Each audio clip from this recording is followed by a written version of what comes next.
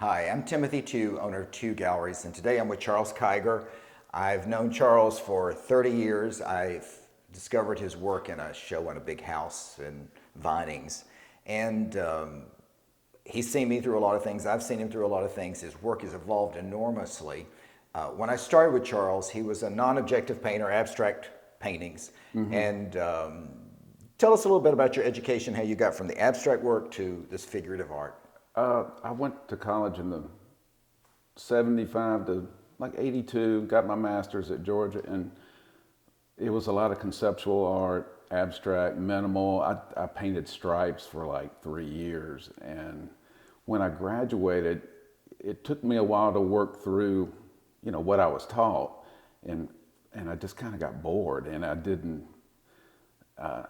I started doing imagery. It started with circus imagery. I remember, it was all watercolor, and that was up to about 95, and then I started painting in oils again, which I never really did, and I basically just taught myself again how to how to paint, because when I was in high school I could paint about anything, but you kind of lose those skills, and when you don't do it, it's just like anything. So once I started getting into a more narrative type style, you just learn more tricks. And well, you've really evolved as a painter, and this is a very slow process. I think that's one thing to know about these take a long time. Yes, and I've seen you like doing this. yeah, my brushes go through, like they start out like a brand new brush, and then by the time about 3 months later, they'll get down to like one little hair, and that's what I use to put little dots on eyeballs and stuff. Right. Well, I guess in the beginning you painted much more quickly, didn't you? Especially with watercolor. Yeah. It's kind of. Having a studio at my house totally changed the working cycle. I mean, the time I had, because I could just walk in the backyard and sit down. I had a studio downtown, and you had to come home. You had office hours. Right. And once I had it at home, it freed me up to just really focus, and there was no distractions. Well, kind of, but Right. Different. Yeah, and that really changed everything, because Right. I could spend more time and look at it longer. And Kind of a aside, it's just making me think about this because I've known you so long. It's kind of amazing to get to build a career as an artist. I mean, it's pretty miraculous. I didn't think it was possible. When I went to art school, I thought, well, I'd kind of like to be a professor, because I didn't grow up around artists. Right. Or, in South Carolina, most of the artists were professors, but when I went to Georgia, there was a little transition. There was artists around town. It was a more hip city. Right. Yeah, you were there with the B-52s and all that, and yeah, that was really fun. That was like some of the best 2 years I spent, because I like music, right, and I like art, and all I had to do was, go to art classes and go out at night and hear music. But after I graduated, I just didn't imagine myself doing anything. The only thing that would come into my mind would be, to be an artist. I tried jobs, and I actually like waiting tables, because it gave me freedom to, kind of be your own boss. Kind of like people who drive Uber, they love the freedom. But and once you start realizing that, there's people out there, making a living off of this. What do you credit with your success of being able to do that? Is there one thing? What would be the top thing? Perseverance, or what? I think that's it, and I think every artist, and it's pretty rare that this doesn't happen, you come to a point in your life where you got to go all in. Right. I'm not getting another job. When I had a job and I lost it, and I was like, I am not gonna do it. I'm all in on this. Right. And things start moving in your direction, Right. and when I look back on it, I have no idea how all this happened. Meeting you was a big step, because you've opened my eyes to better painting than I was used to. More European. Right. Which I enjoyed seeing, and just you and I talking. Right.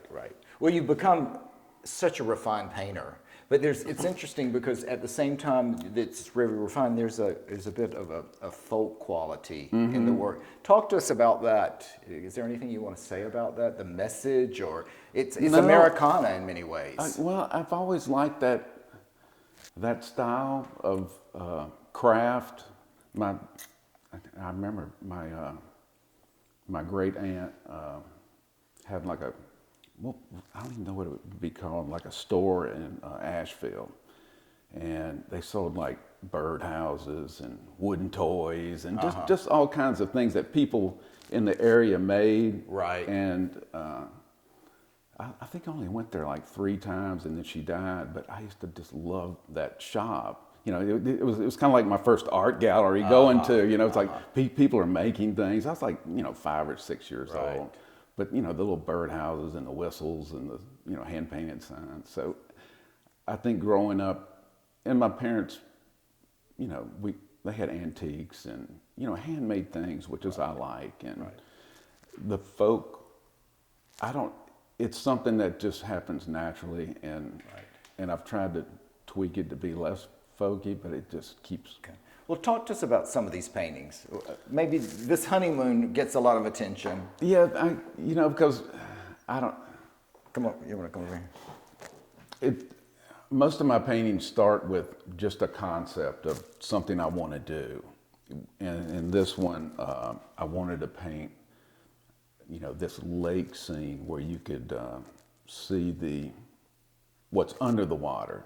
And I've done 2 other paintings before this that had a whale that was halfway in the water, and you could see what was going on in the water. So that was the concept. Right. And then you just start playing, okay, what's in the water? It's like, well, I like catfish, Right. And it was going to be a little boy like swimming, and we had a lake where I was growing up, and they had a little island, and you would swim out to the island, and that's kind of how it started. And then I just kept riffing on, okay, what if it's a man and a woman? Okay, what if they're in, a wedding outfit? That would be kind of exciting, it would. So. Well, it's amazing. It's interesting the ideas it conjures up. Like someone was saying, this is a little menacing, and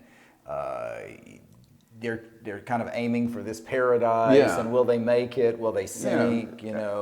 That's kind of why I call it honeymoon, because it's. You're starting on a journey, and you don't know where it's going, and it might sound a little cornball, but I just thought it was kind of a fun metaphor. Well, it's interesting too, like these references to like 16th century Dutch painting. I think that's sometimes people when they see something that's more folk or more Americana, they kind of don't understand the real finesse in the background of this and what it takes, because this is there's a lot of kind of Dutch. That's some of my favorite painting. Or the early Italians, the Renaissance, exactly. Yeah, some of the Northern Renaissance where, I don't know, I always liked pictures of the Tower of Babel. That just fascinated me when I was a kid. It's like, okay, how did that happen? Well, one of the things that's interesting to me is how much more interesting the shapes actually are. What what they're standing on? What he's standing on here, or around here, or her hat. I mean, the shapes just have this kind of beauty, and I've been carrying this one, but I love this. There's such harmony in the shapes, which painting is so much, at least classically, is about shape and color and form and design, and so the shapes are beautiful. But talk to us about the animals. We've got the whale over here with. Why don't you stand over here? So the whale with kind of this commentary on the environment. It is and it isn't. I don't like to be direct. Yeah, but that is on our mind now. Whether well, I don't know what to say about that, but it is something that's in the news and people argue about it, and so I like to kind of jump into that kind of mindset of because we've been talking about the environment since I was a kid. The earth, what was it, the Earth Day back Right, in, and pollution and that kind of thing, yeah, early days. you know, the ozone, and so it's just a, it's just a, it's a good place to start, and then I can just build on that. You know, like the polar bear that's Blowing fire out, messing up the environment. he's kind of self-destructing himself, right. which is what humans do all the time. Right, You know, right. we're our own worst enemies. Right, So right. that was kind of a play on that, but I wanted to keep it a little lighthearted as far as, you know, it is kind of like a circus. Well, type even thing. here, it's like you've got the gun, but it's still a log. Yeah. You know, and the bear is actually a gate. I don't want this to go on too long because, you know, people get busy. Is there anything you want to say in particular about the paintings that, what you're doing or what you've learned about painting or? I think the only thing I'm noticing these days is a simplification. And I think working larger has done that where, you know, when you work smaller, you know, I was working mainly, you know, like 9 by this. 12 or something like that. Yeah, and I'm kind of like the simplified forms. Right. Well, maybe that's one of the reasons the forms are so much more interesting. They just, they stand alone and they give a lot more body. Because I do think the form is just, I just love this, like this pedestal it's on and the way you did this beautiful pig. And also I like even though I don't know that you meant it intentionally, but how we see animals the same way we see vegetables, and thus we forget that animals have feelings, which is something. And some people think plants have feelings too. Well, that may be, but it's just such a beautiful commentary on how we overlook the feelings of life, you know, Yes, around true. us. Charles, thank you for this show and this beautiful work, but I was just thinking about how many times we've had conversations like this, but 15 minutes is just a sentence for us. We can go on for hours. That is not enough. We need like at least 2.5 hours, two and a half hours. You know, Yeah, we talk about a lot of things. A cool down period. Exactly. Yeah, a little cool down period, talking about so many things. But art is always, and expression, self-expression, and how we do that successfully is so important. So thank you, and I hope people will come see your show and look at the work on the internet and just understand how really amazing it is. You've just grown so much over the years. So thank you.